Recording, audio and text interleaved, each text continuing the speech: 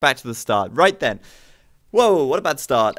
Anyway, we are here, and once again restarting this game now. Something really weird happened, and it kind of froze and bugged out after a few moments, but I've reset it, and this is now up and running once again. So we've got Vinchester versus TheViper, and the weird thing about this first game is that they're actually playing this one in fast speed, which is very unusual, and something that you just never see top players, playing in at all these days. So I'm not really sure what it's about, but there are a few games that I've got from these guys from that they played earlier today, I think it was. And excuse me while I get rid of this dressing gown because it is way too warm. The heating came on and now I am sweating. It's horrible. Whew. Blimey.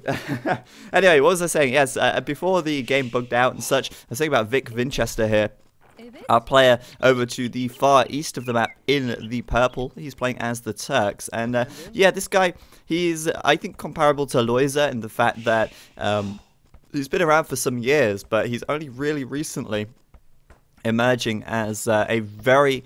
Well, he's got a huge amount of potential to be one of the best next top players. So it's kind of awesome to see someone rising up like that. Loiza had his moment of glory, knocking out a few great players in previous tournaments. And Vinchester now looking pretty good at the moment. So I want to cast this series of games. And like I say, I'm a little bit thrown off by the fact that it's in fast speed for this first one. Very unusual, and I'm not quite sure why. Either that or the recorded game is for some reason bugged out. But the other games I just checked, they are in normal speed. And maybe this one is just a little bit of something different for the players to try out. So his opponent for today will be the Viper. Viper here in the yellow, playing as the Turks in this game over to the far west of the map. And taking out Vinchester's scout there right at the start. Now, the reason that fast speed is not really used in competitive AOC is because you have so little time to micro, so little time to react. Like, for instance then, Vinchester,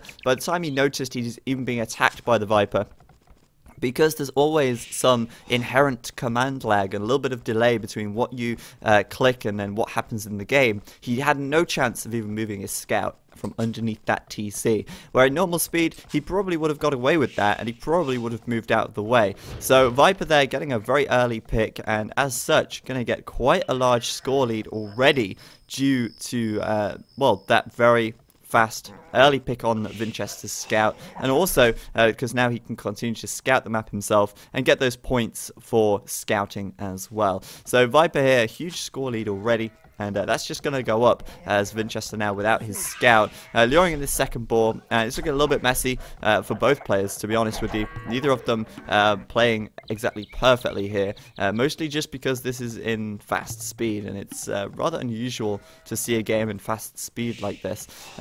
I think it's going to be very interesting, though. Maybe it's a little bit of a warm-up for these guys so that they can try and perhaps practice their speed or something like that. I'm not sure. I'm not entirely sure. Now, Viper back here, really nice deer, actually. He could lure them into his TC with his scout cavalry, and he could certainly do that, but at the moment he is over at Vinchester's base, scouting over this side. And with fast speed, it's like watching the recorded game back so quickly. If I put the recorded game in 25% of the overall speed it could go at, it looks just like about normal. But we'll put it back into normal speed, and everything just suddenly speeds up just a little bit.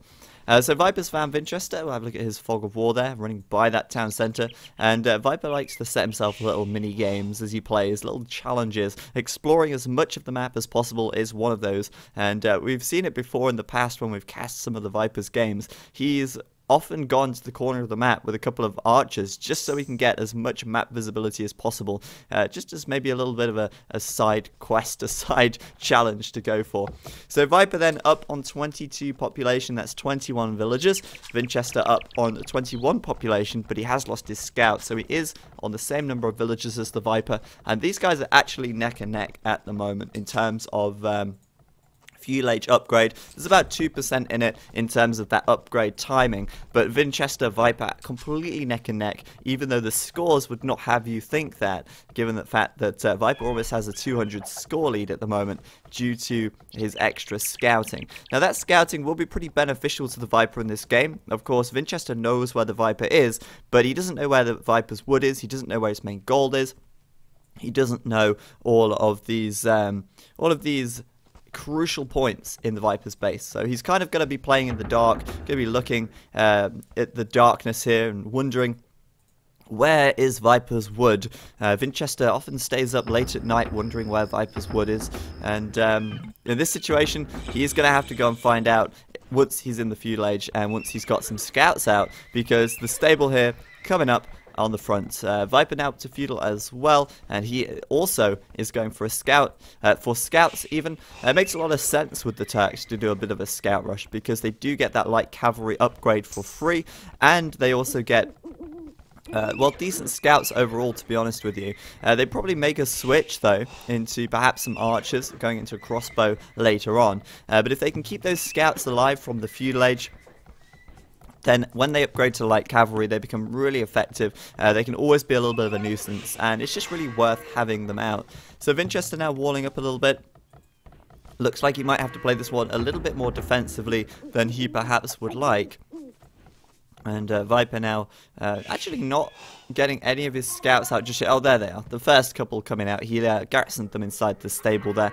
So he's going to be sending them forward, and he's got good map control at the moment. His scouts are outside of his base, and he's looking for blood. He's looking for Vinchester's blood, if you can find it. Now, Vinchester's map here is actually really nice. He's got a nice back deer patch, which is nice and safe. He's got such an easy wall. This wall at the front, hardly anything making that wall, but it's just so great. This left side, perfect. 2 palisade walls, that's all he wants. And on the right side, again, a very easy wall if he wants to take it. His gold's back here, so that's really nice and easy for him to defend. And Viper coming in. Vinchester going to be fighting that, but Viper's micro is just too good. Getting a bit of micromanagement in there, and he's putting himself on top as Vinchester brings over a villager to try and fight that. And I can't believe that these guys are actually playing in fast speed for this one. I find it really unusual, and I almost still don't believe it, to be honest with you. But Vinchester here managing to defend for now. Viper going to be sent away, but Viper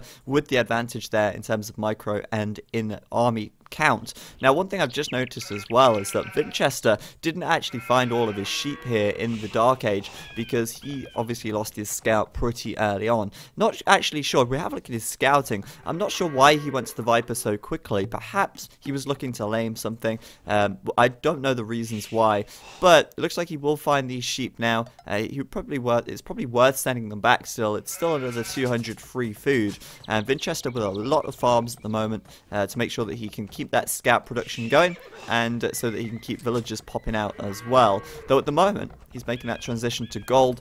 Looks like he wants to perhaps add an archery range and do some archers, or alternatively just go up to the castle age now as he adds in some more farms. Viper meanwhile, again, a lot of farms from him, but he did get those extra 2 sheep, which is nice, and he is now transitioning into archers as well. We're not seeing any archers from Vinchester just yet, and it looks like he wants to go up to the castle age here whilst making a few scouts when he can perhaps afford it. But no archers at all at the moment, but he is sending more villagers over to gold than we would expect for a fast castle kind of build. Yeah, scouts going into those spears there. Going to be incredibly difficult to micro against that on fast speed. Now, if that was a standard speed, perhaps it would have been possible. Meanwhile, Vinchester at the back of the map, getting a villager kill by the looks of it. The first villager kill of the game. And Vinchester going to get out of there as well, which is fantastic for him. Might get another villager pick. This one back here, going to get trapped. And I wonder if Viper's actually going to delete his lumber camp here to make sure that these villagers can survive. Surprisingly, Vinchester going back as those extra spearmen come in from the Viper now. Makes a lot of sense, I guess, for him to run away, but that villager with 4 health, it's so close to going down, and Vinchester's just going to go for it anyway. Oh man. Oh man, scouts attacking the wrong units, and Vinchester's army control lacking a little bit now as those spearmen clean up and finish the job. Viper getting away with just 4 HP on that villager there, and 12 on the second. Those scouts at the back of the Viper's base, making sure that no other attacks come in. Vinchester then is indeed doing the Castle Age upgrade now. Viper as well, not far behind. In fact, 20% for the Viper now, and 29 for Vinchester. So Vinchester with just 9% extra on that Castle Age upgrade. And surprisingly, he's not actually walled up on this right-hand side. He is adding in a second stable though, and we'll probably expect to see some knights coming out. Viper, on the other hand, going for the crossbow build, which means he will be pumping 2 archers at a time from these ranges, and he's got plenty of gold income here as well, with those 9 villagers on gold. So he's going to have enough straight away for Bodkin Arrow, and he's going to get... Well, we'll see. I think he's going to want to get aggressive. The Viper's playstyle favors aggression very nicely. He loves playing aggressively, taking map control wherever he can, and also avoiding walling as much as possible. There's not really any walling going on from the Viper at the moment, so that could be something that Vinchester could take advantage of, but the scores here well in favour of the Viper at the moment. Viper, of course, killing more units in the feudal age, and also more map visibility. Fog of War on for the Viper, and look at that. You can see so much of the map. He's just scouting it entirely with his scouts here. He knows he can't hit Vinchester's eco very easily, but now they're up to light cav. This could be turned around pretty quickly. Viper here with these light cavs coming in, and Vinchester sending out those knights. Going to run straight into those crossbows though, and he's not even going to be able to go back with that first knight there. Unable to react in time, unfortunately, and knights now on the way out. Also some camels from the Viper. We can hear some camels being created. And I'm wondering if he's going to keep those sort of as a defensive precaution against the knights from Vinchester here. That could certainly be a viable option. And surprisingly enough, Vinchester still not walled on this right side. Viper could very easily just go around there. All he has to do is right-click inside of Vinchester's base, and his units will find the way. They'll find the way. The hole in the wall, it is always there. You just have to make that click. So Viper's sending that camel forwards. I think that's an interesting decision. I don't think he's going to be making too many more, but he is adding the occasional camel in. And of course those camels are going to be super effective against the knights, but they are unupgraded versus the bloodlines +1 defense and +1 attack that Vinchester has on those knights already. And here we go with this right hand side. Vinchester could have gone in, but Viper's now built that siege workshop there, abusing that little wall of trees. That's going to make a pretty big choke point between, or a pretty tight choke point, I guess, between that TC and the siege workshop. Meanwhile, Vinchester losing a couple of villagers on this wood line, and Viper and Vinchester both up to 3 town centres as well. Pretty fast timing, I guess. I don't know. It's just so weird watching a game in fast speed, and I still don't believe that they played it in fast speed, but I might be wrong. I just don't know what to think anymore. So Vinchester now, economy a little bit messy back here. Quite a lot of idle villagers actually. Not got enough wood at the moment to keep villager production going. Sorry, not villager production, to make sure he keeps reseeding these farms, and now just fixing his eco up. He's got quite a bit of gold actually, but the food income at the moment is not there. He's got the 3 TCs, of course, so 3 villagers at a time. That's going to take 18 farms. And then after that, he's not going to have much left, because I'm pretty sure he doesn't have 18 farmers at the moment. He has 17, so he can barely keep villager production going from these TCs with the amount of farms he has, let alone create double knights from these stables. So I'm wondering what Vinchester's plan is here at the moment. He is creating 1 mangonel from this siege workshop, but Viper just sitting outside of his base, and meanwhile he is just booming up back at home with 90 population for the Viper versus the 69 from Vinchester here at the moment. So Mangonel is out. We'll see if Viper reacts to that quickly enough. Of course, the range on the Mangonel is the same as the crossbows here, so the crossbows have plenty of opportunity to see it coming, and Viper's going to send those light cavalry in. Might even suicide them to try and get this Mangonel. For some reason, attacking the TC. Not quite sure what that's about, and it looks like that Mangonel may just survive, actually. Misclick from the Viper there. That's not something you see every day, but that Mangonel will survive that one, and Viper's going to have to go back with those crossbows or risk having them flattened in a freak Mangonel accident. Or, well, there would be no accident, believe me. Vinchester coming in at the back with a couple of knights, though he's not actually killed any or gone for any villagers back here. He could easily do that. There's just one spearman patrolling this side, and these wood villagers are really weak. A couple of hits from the knights would take them all out there as well.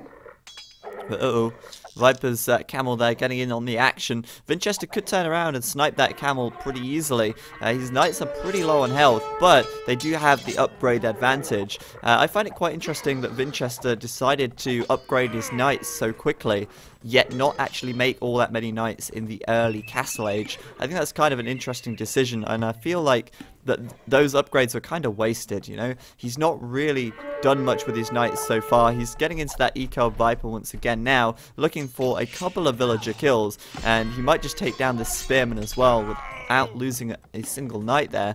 But Viper's aware of his position. He can intercept him with a camel. He's bringing his crossbows in, and I think the Imperial Age upgrade is going to be fairly close for both of these players now. Of course, the Turks taking advantage of that faster gold mining speed, both of them with a lot of gold in the bank. Viper on 1,800, Vinchester on 1,200, and that gold will get spent once they reach the Imperial Age, of course. The Imperial Age upgrade costing 800 itself, and then all of that gold easily spent on upgrades at the very least, and let alone unit production. So there's plenty of opportunities to spend your gold, and it's never a bad thing to have too much gold. However, it can be, I guess, less than optimal when you've got this much gold and not enough food to click up. But Viper will click up in just a second. He has got 32 farmers at the moment, which is quite a lot compared to the 35 from Vinchester, actually. Vinchester perhaps overcompensating here with the farms. Of course, he will need those farms. He needs them more than the Viper does at the moment, since Vinchester's going for knights and Viper's going for crossbows. So the food requirement's not quite so crucial for the Viper at the moment. And Vinchester at the back there, getting involved with those camels and the spearmen. The +2 defense is done for Vinchester now, as he is probably clicking up to the Imperial Age any moment. Viper, meanwhile, is 40% up as Vinchester is about to click that button. So Viper with a slight advantage. In fact, what is Vinchester doing? He could have just clicked up then, but he cubed more villagers instead. Perhaps cancelling some villagers would be a good idea, or just spending all of your resources on knights. He just had the resources for the Imperial Age upgrade, but he decided not to go for it. Instead, he's sinking it all into knights at the moment, and perhaps hoping that his food income will be so great that he can still click up to the Imperial Age in just a moment's time. Interesting decision to do that. He could easily take out these crossbows from the Viper now. He's got enough knights here to do it fairly easily, and we'll probably see him react to that in just a second, but losing a couple of villagers in this wood line first, not ideal. But Viper's now put himself in a little bit of a corner almost, backing himself into this corner here as Vinchester heads over there with his mangonels and his knights as Viper hits the Imperial Age. So we'll probably see upgrades coming in pretty quickly. He's actually switching straight into hand cannons here, which is a very interesting decision. Hand cannons work incredibly well against pretty much every unit in the game, aside from, I guess, mangonels and skirmishers. They have such high base attack that even knights will struggle fighting against hand cannons. Viper there, though, losing those crossbows, but he's not too concerned about that. There's no more crossbows coming out from these ranges, and I think Viper maybe thinking, hey, thanks Vinchester, you freed up some population for me, and now I can make more hand cannons to shoot your knights with. Yeah, hand cannons incredibly strong, and Vinchester getting in here, getting some raiding is done as well. Nicely done at the back. I like the fact that he has opted to go for some continued raiding, and Viper here maybe regretting not having quite so many walls this game. Vinchester, though, running into those knights now, getting converted, and, well, might just lose that monk really close, actually. Viper keeping that monk alive for now, but converting one knight, and of course those hand cannons now going to start doing some serious damage. As Vinchester just clicks up to the Imperial Age. He's on 15%, and Viper going for that traditional bombard cannon and hand cannon build with a few monks on the side for good measure, and a relic or two collected as well. In fact, 3 relics collected for the Viper. That's going to be some serious gold income there, and I think Viper really thinking ahead there with those relics, because the thing about the Turks is that they are such a strong civilization provided you have gold. If you don't have gold, as the Turks, you're really screwed, you know? You can't make those really crucial gold units, the hand cannons, the bombard cannons. The Turks actually have really, really good cavalry archers as well, but a lot of people neglect to even consider the cavalry archer simply because of its price. But the Turk cavalry archer is pretty insane. If we have a quick look at the tech tree here, just a quick look, they have thumb ring, they have Parthian tactics, they have the heavy cavalry archer upgrade, of course they have bloodlines as well, and they also have all of the blacksmith upgrades. So they have really good cavalry archers, but you never ever see a Turk player going for cavalry archers because the gunpowder is just too damn good. So at the moment, Viper's death ball of an army here, looking pretty menacing, and Vinchester continuing with that knight production, it seems, will upgrade to Cavalier once he gets up to the Imperial Age. But I wonder what he's going to do, because he's still making a lot of stables, and it looks like he's just going to spam the Hussars once he reaches the Imperial Age. Obviously, Vinchester has been inspired by mine and Foof's Teuton play? That's the wrong civ. Inspired by mine and Foof's Turk play, where we love to just spam all of those Hussars all day long. That's pretty much what I do, because I never have enough gold, or my gold units die before I can mass them.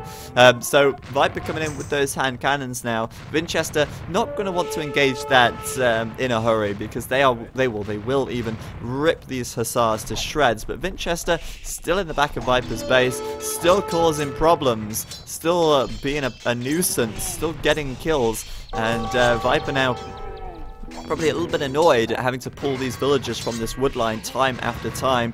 But Viper now with those bombard cannons on the front, and I actually forgot to really mention the monastery, like I was saying, those 3 relics for the Viper. In a 1v1, that's huge. The 4 relics now even for the Viper, it's huge, especially as the Turks, because the Turks require so much gold income.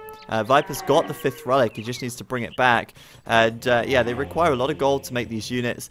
Without gold, they're only reduced to feeble trash that is unupgraded. No elite skirm option available.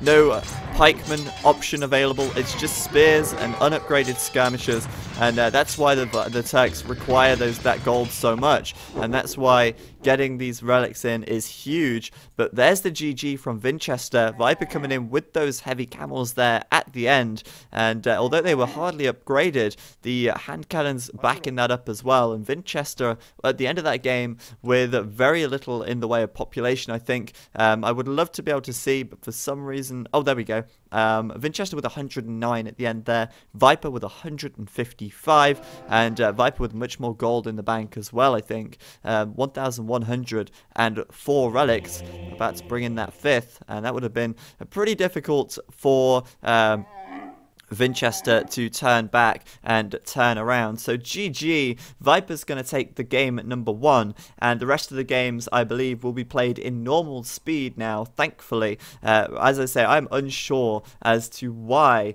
this first game was played in fast speed, but I'm not going to complain. It was a pretty exciting game nevertheless. We'll have a quick look at those achievement stats right now as well. You have to excuse excuse the mouse because it's probably going to bug out.